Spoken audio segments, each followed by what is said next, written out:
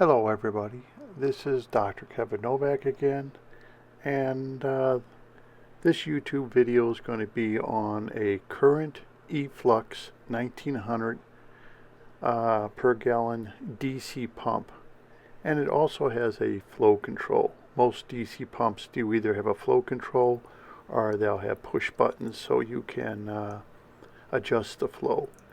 Basically, I wrote an article, and I'm going to just basically read directly from the article that I wrote about this pump and about other pumps I compared it to. And so if it sounds like I'm reading it, I am reading it right from the article I wrote about it. If there's one thing I loathe about aquariums with sumps and overflows is the noise from splashing water going into the weir's overflow, and then the return water into the sump via the plumbing. I have written and made some YouTube videos on how to remedy this problem by adding a reducer end cap at the end of the return 1-inch pipe in the sump that equals that of the pump's output. Most pumps will never meet the requirement of a 1-inch pipe's fulfillment to make it a solid suction pipe. And that's true. You would have to have a very powerful motor to overcome a 1-inch pipe into your sump. However, once the problem is remedied to one's satisfaction, the next issue is the return pump that is the heart of the system, making noise and are heating up the aquarium's water. And this is quite true. A lot of AC pumps will generate a lot of heat as they become more and more powerful. The lower, what you call gallons per hour AC pumps will not create that much heat, but as they get stronger and more powerful, up to 1,000 gallons plus, the pumps seem to get warm. Some even can raise the temperature in your tank by 5 degrees. Okay, after buying the SCA 50-gallon Starfire glass aquarium, it came with a complete package, and it came with an Atman pH 2500 return pump. Now that return pump is rated at 650 gallons per hour.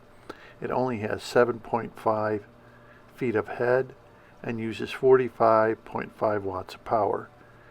It's not the quite right pump for a complete control over the restricted water coming from the weir into the sump via a 1-inch return pipe.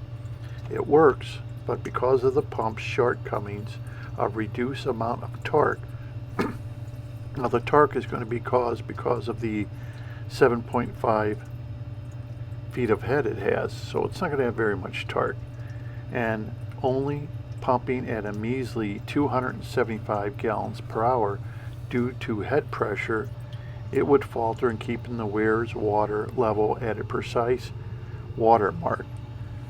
And by the time I sent it through the 1/2-inch pipe, the pump itself was reduced from 650 to 275 gallons per hour.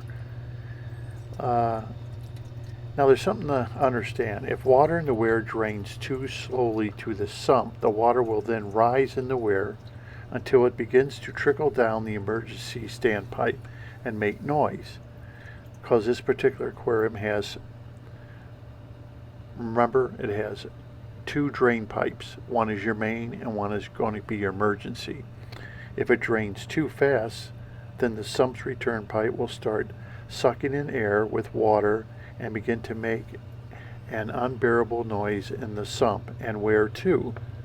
Therefore, you need a pump that can overcome these obstacles in keeping water level steady in the weir and keeping the whole system quiet when running. It now was time to get a more competent pump to do the job than the smaller Atman that came with the setup could not do. In my aquariums, I like moving volumes of water from point A to point B as fast as possible without hindering the inhabitants' daily routine. In other words, I don't want to be blowing the fish around or anything else.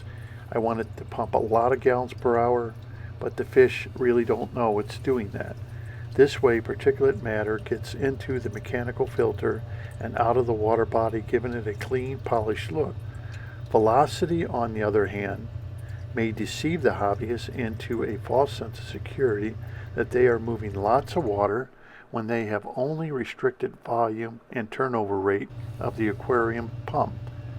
Because SCA aquarium comes with a duckbill outlets, those are those outlets that are squeezed together.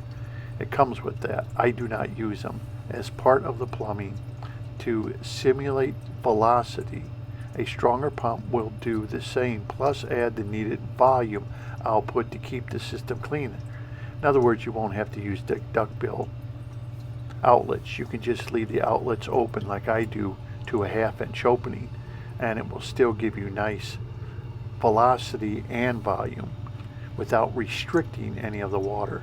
Most aquarium turnover rates should be between 5 and 10 ratio of the tank's volume, and I prefer to keep turnover at the higher mark. All pumps in this review can be used internally or externally if needed. Choice 1 on my list was the Eheim 1262 hobby pump. It pumps 898 gallons per hour, has 11.8 feet of head, but uses 80 watts of power, and it's priced at about $180. To me, Eheim is one of the better aquarium products out there, in my opinion, for a hobbyist, and as far as reliability and quietness. Been using Eheim filters and pumps now for over 30 years with nothing but good and positive results, and that's very true. Eheim does, for me, make very good products. The second pump on my list is a Supreme Magdrog, an MD18 pump. Pumps 1,800 gallons per hour. Head is 16.85 feet, uses 145 watts, and costs about $184. At present time, I'm using a 2,400 gallon per hour, which is MD24 on my pond, and this pump has been running now non-stop for over 15 years. The MD18 I bought as a backup pump, just in case the MD24 will ever need servicing or quit. It's noisy, but it's ran dry a few times and everything. It's noisy, yes, but the reliability is excellent for this particular pump. It just keeps pumping and pumping. They are available all over the place, garden centers, hobbyist stores, because they have a very wide network. You don't have to get them at the internet. Supreme has been around for a long time. The third pump on my list is the current eFlux 1900 DC pump.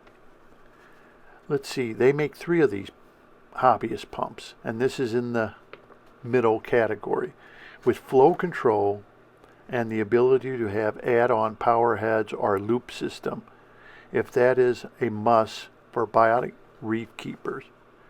Current USA, in case you haven't heard of them, sell aquarium lighting and have been around for a long time, if not one of the oldest lighting companies in the hobby. This is the pump this review is all about. It's rated at 380 to 1900 gallons an hour. It's a veritable control rheostat that not only lessens the water output, but also the electrical consumption of the pump too, from 11 watts to 55 watts, with a shutoff head of 14.75 feet and costing, once again, $180. I paid for less for it, the one I bought, at the given price, and I would expect these pumps will go down in price. The price point of all 3 of these pumps is about the same, and each one of them has a better head shutoff than the smaller Atom pump. I think it's called Atman pump that came with the SCA system. Well, of course it does. That pump only pumps 650 gallons an hour, and these other ones are pumping considerably more. However, the eFlux pump nudged the other 2 contenders out of the picture because the eFlux uses less electricity and less energy than the other do, along with a higher gallons per hour output and with very good torque. It uses what's called an enclosed turbine impeller, the same as used in air raid sirens and professional leaf blowers. By the way, DC pumps also do furnaces, and they're very long-lived motors that do furnaces. Runs cooler than a mag drive and eHeim pump, and takes up less room in the sump than the eHeim. eHeim's a pretty good sized pump.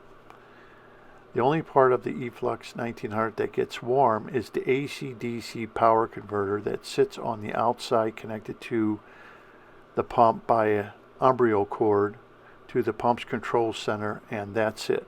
It does get warm because that is where the AC is being converted to DC. The motor itself seems not to have any influence on water temperature like the Supreme pumps do. Supreme pumps seem to get a little hot as they start getting up in gallons per hour. This one, you can touch it, nothing. Aquarium doesn't even raise even 1 degree.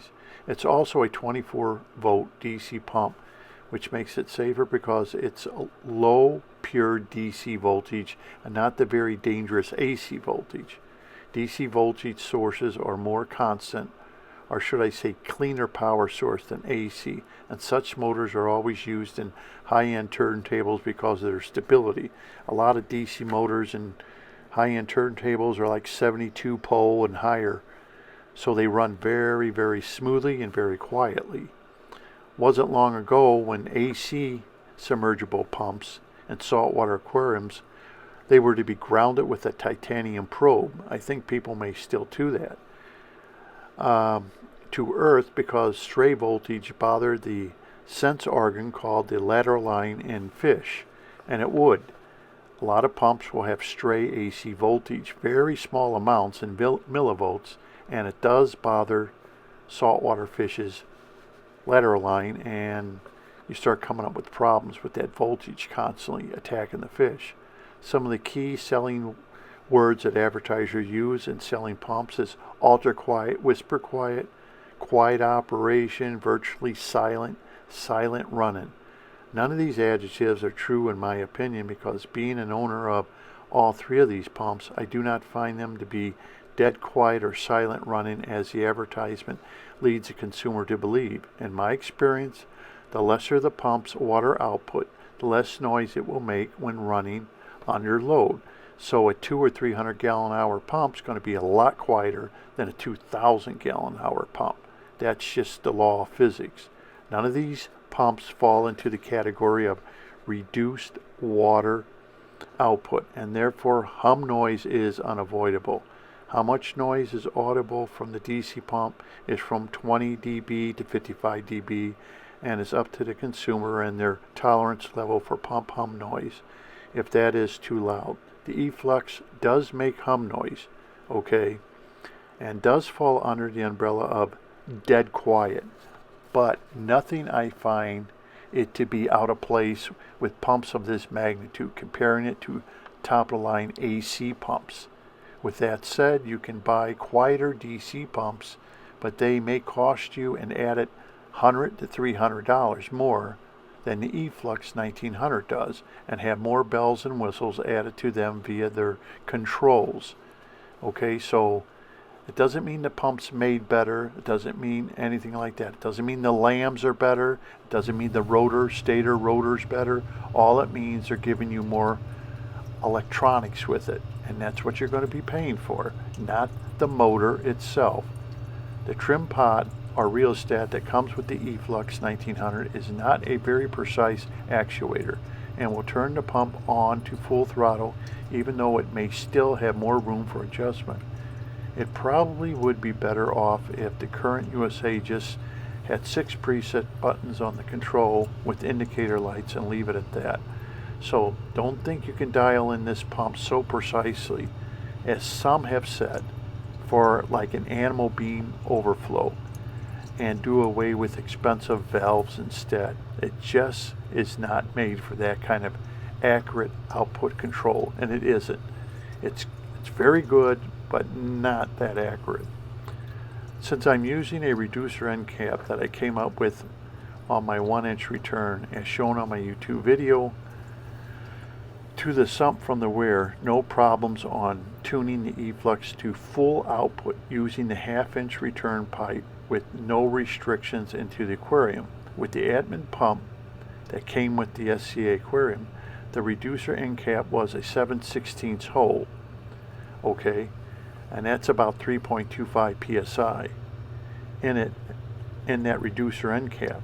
Using the eFlux 1900 pump has a 17/32 hole, and that's about 6.5 psi.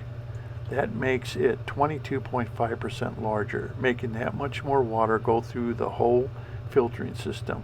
A 22.5% larger hole may not sound like much until you realize that's about 750 gallons per hour is now going through the system versus the 275 gallons per hour with the admin pump. So the whole system's getting turned over quite a lot.